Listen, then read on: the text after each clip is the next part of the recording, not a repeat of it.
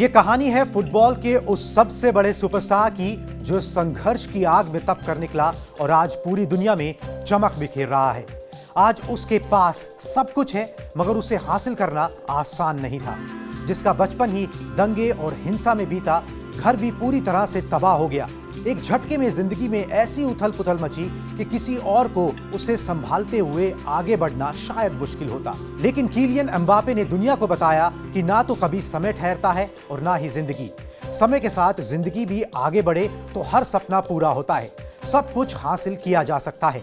भले ही Mbappe France को world cup 2022 का खिताब नहीं दिलवा पाए, मगर उन्होंने अर्जेंटीना के खिलाफ अपनी टीम की जिस तरह से मैच में वापसी कराई और मुकाबला शूट आउट तक ले गए, उसने उन्हें सुपरस्टार से भी ऊपर का रुतबा जो है वो दिला दिया है। वो उस लिस्ट में आकर खड़े हो गए हैं जिन्हें ग्रेट खिलाड़ी कहा जाता है।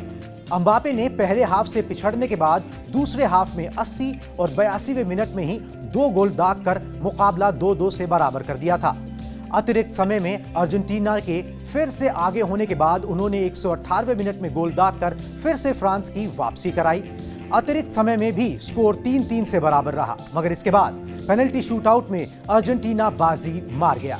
इस वर्ल्ड कप में एम्बापे ने मेसी से भी ज्यादा 8 गोल करके गोल्डन बूट जीता है। उन्होंने फाइनल में हैट्रिक लगाई और वो फाइनल में हैट्रिक लगाने वाले दुनिया के दूसरे फुटबॉलर बने, जिसका ख्वाब बचपन में ही उन्होंने बुन लिया था।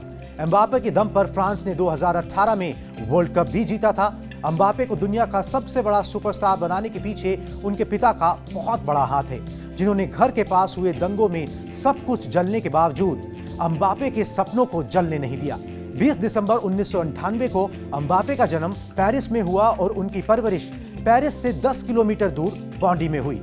ये वही कस्बा है जो एक बार हिंसा और दंगों में पूरी तरह से बर्बाद हो गया था। 2005 में बॉन्डी में हुई हिंसा में कई घर जल गए। कस्बे को लगभग आग के हवाले कर दिया गया था और ये सब कुछ उसी जगह के आसपास हुआ जहां एम्बापे के माता पिता का घर था।